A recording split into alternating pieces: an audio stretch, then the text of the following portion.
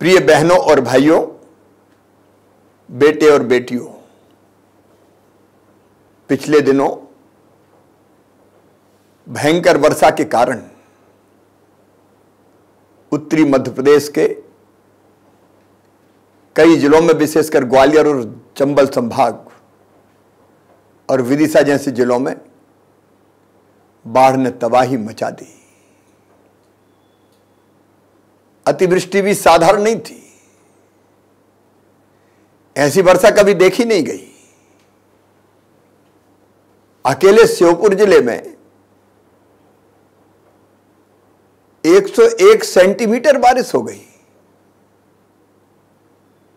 कभी भी इस समय तक 30 सेंटीमीटर से ज्यादा नहीं होती थी।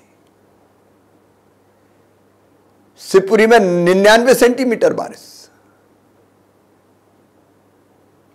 ने रिकॉर्ड तोड़ दिए सारे। और इस भयानक वर्षा के कारण नदियों में भयंकर बाढ़ आ गई।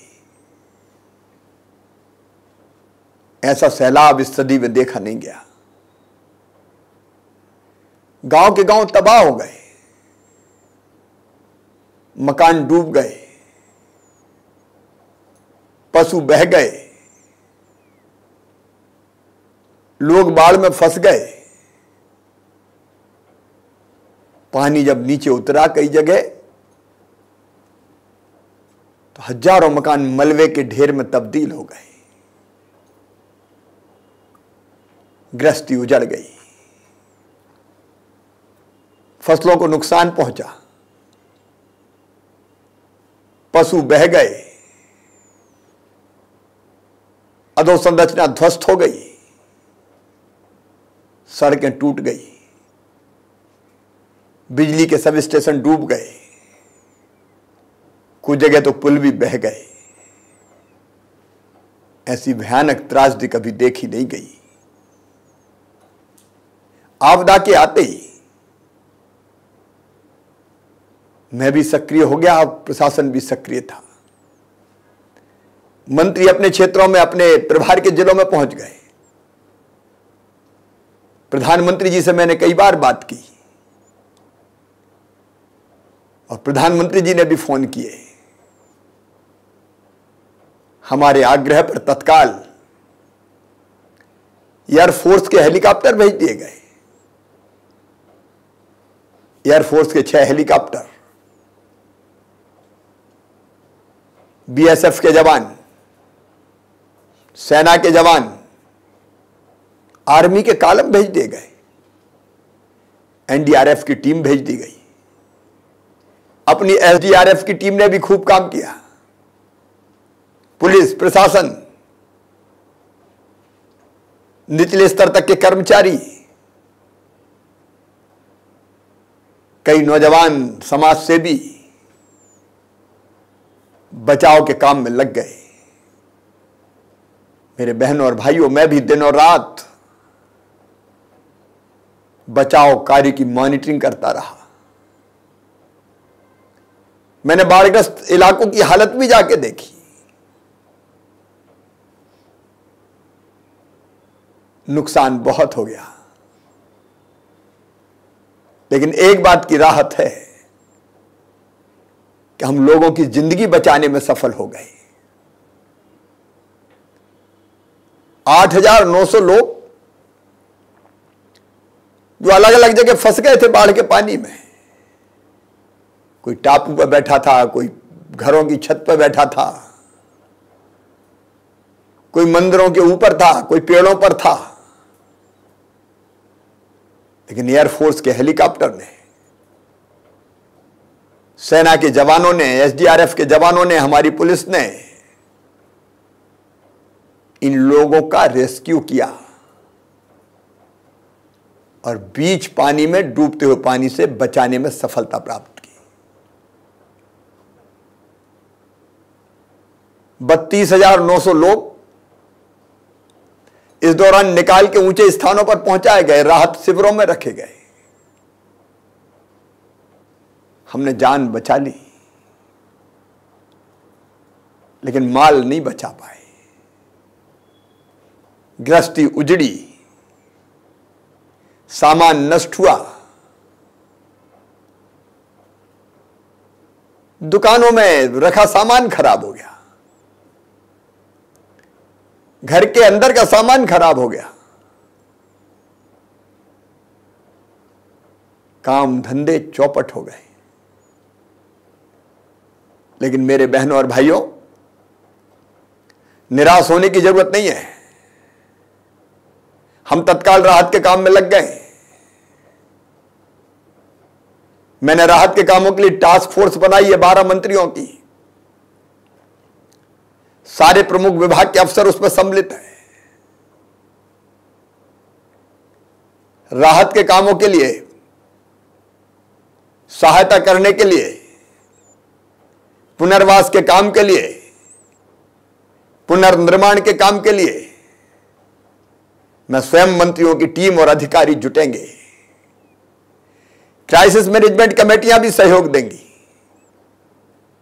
तत्काल हमने कोशिश की कि कम से कम जिनका सब कुछ उजड़ गया उनको भोजन मिल जाए। भोजन की व्यवस्था, स्वच्छ पेयजल की व्यवस्था, यह हमारी प्राथमिकता है। उस काम में हम लगे हुए हैं।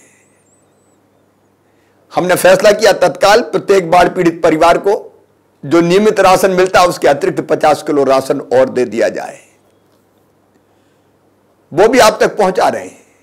जहां संभव होगा वहां उसका आटा पिसवा के भेजने की हम कोशिश करेंगे, ताकि तात्कालिक रूप से भोजन की व्यवस्था हो सके। 6,000 रुपए तत्काल राहत के रूप में जिनके घर पूरी तरह से नष्ट हो गए उनके लिए, ताकि वो चाहें तो किसी किराए के कमरे में भी कुछ दिन रह सके जब तक मकान की व्यवस्था नहीं होती, और चाहें तो त्रिपाल इत्यादि की व्यवस्था कर सके। इसके साथ ही जिनके घरों में रखा सामान नष्ट हो गया है, सर्वे करके उसके लिए भी राहत की राशि आरबीसी 6-4 के अंतर्गत देंगे। मेरे भाई बहनों, जिनके मकान ढह गए, पूर्णतः नष्ट हो गए, निराश मत होना। उनके मकान बनवाने के लिए राशि दी जाएगी। प्रधानमंत्री आवास योजना की तर्ज पर लगभग उतने ही रुपए की राशि हम देने की व्यवस्था कर रहे हैं, ताकि आपका घर फिर से खड़ा हो सके। यदि बाढ़ के कारण किसी भाई बहन की दुर्भाग्यपूर्ण मृत्यु हो गई होगी तो उसके परिजनों को 4 लाख रुपए की आर्थिक सहायता दी जाएगी। कई पशु बह गए हैं, लेकिन उसकी भी चिंता ना करें। जो दुधारू पशु है, गाय भैंस, अगर वो बह गए होंगे तो उसके लिए 30,000 रुपए की राहत की राशि दी जाएगी। जो गैर दुधारू पशु है, बैल भैंसा, उनके लिए भी 25,000 रुपए की राहत की राशि दी जाएगी। अगर भेड़ बकरी, क्योंकि कई गरीब परिवार बकरी पालन का काम भी करते हैं, वो बह गई होंगी तो 3,000 रुपए की राहत की राशि देंगे। और बकरी का बच्चा छोटा अगर बहा होगा तो 250 रुपए उसके लिए भी देंगे। मुर्गा मुर्गी अगर बह गए होंगे तो 60 रुपए की राशि राहत के तौर पर उसके लिए भी दी जाएगी। अगर बाढ़ से फसलों को क्षति पहुंची होगी तो क्षति का आकलन करके उसके लिए भी राहत की राशि दी जाएगी। दुकानों में रखा सामान अगर नष्ट हो गया होगा तो क्षति का आकलन करके उसमें भी कुछ राहत की राशि देंगे। अगर किसी मछुआरे की नाव बह गई होगी या पूरी तरह से नष्ट हो गई होगी तो उसके लिए 12,000 रुपए, चाल जैसी कोई चीज बह गई होगी, नष्ट हो गई होगी, तो उसके लिए भी 4,000 रुपए की राशि देंगे। नाव में आंशिक क्षति पर 4,000 रुपए की राहत की राशि दी जाएगी। कई तरह की अधोसंरचनाएं नष्ट हो गई है। अभी हमारी प्राथमिकता है युद्ध स्तर पर हम बिजली की व्यवस्था को बहाल करें, क्योंकि कई स्टेशन, सब स्टेशन डूब गए, खंभे टेढ़े हो गए, ट्रांसफार्मर खत्म हो गए। जहां पानी है अभी दिक्कत है, क्योंकि कई जगह पानी भरा हुआ है, वहां पानी उतरने का इंतजार करना पड़ेगा, क्योंकि भरे पानी में हम बिजली चालू नहीं कर सकते। लेकिन बाकी जगह बिजली की व्यवस्था या तो बहाल कर दी गई है या उस पर हम तेजी से काम कर रहे हैं। सड़कों की अस्थायी मरम्मत हो जाए, उसके प्रयास में हम लग गए। पीने का पानी शुद्ध उपलब्ध हो जाए, पेयजल स्रोत ठीक किए जाएं, उस काम में युद्ध स्तर पर पीएचई के कर्मचारी जुट गए हैं। हर तरह की आवश्यक व्यवस्था बनाने में हम कोई कसर नहीं छोड़ेंगे। मैं जानता हूं आपका कष्ट बड़ा है, दर्द गहरा है, सरकार के लिए भी चुनौती बड़ी है, लेकिन हमारा हौसला भी बड़ा है।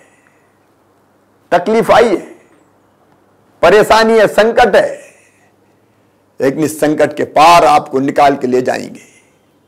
चिंता मत कीजिए बहनों और भाइयों, ये मुसीबत के दिन हमारे जीवन में आए, लेकिन जल्दी इस मुसीबत से आपको निकाल के बाहर ले जाएंगे, सामान्य दिन बहाल करेंगे। मैं सभी समाज सेवियों से, दानदाताओं से अपील करना चाहता हूं कि पीड़ित मानवता की सेवा सबसे बड़ा पुण्य है। पर हित सरिस धर्म नहीं भाई, और इसलिए आप जो भी सहयोग कर सकते हैं अपने पीड़ित भाई और बहनों के लिए, भोजन भिजवाने की व्यवस्था, सूखे राशन की व्यवस्था, बर्तन कपड़े, इस संकट के समय जरूर कीजिए। मैं एक बार फिर अपने भाइयों और बहनों से, पीड़ित भाई और बहनों से निवेदन करना चाहता हूं, निराश मत होना, आंखों में आंसू मत लाना, घबराना मत। हम हैं साथ, मिलकर इस कष्ट से निकलेंगे। आपके साथ सरकार खड़ी है, प्रशासन खड़ा है, समाज खड़ा है। ये रैन अंधेरी बीतेगी, ये मेरा विश्वास है। हम सब साथ हैं, संकट के पार जाएंगे। धन्यवाद।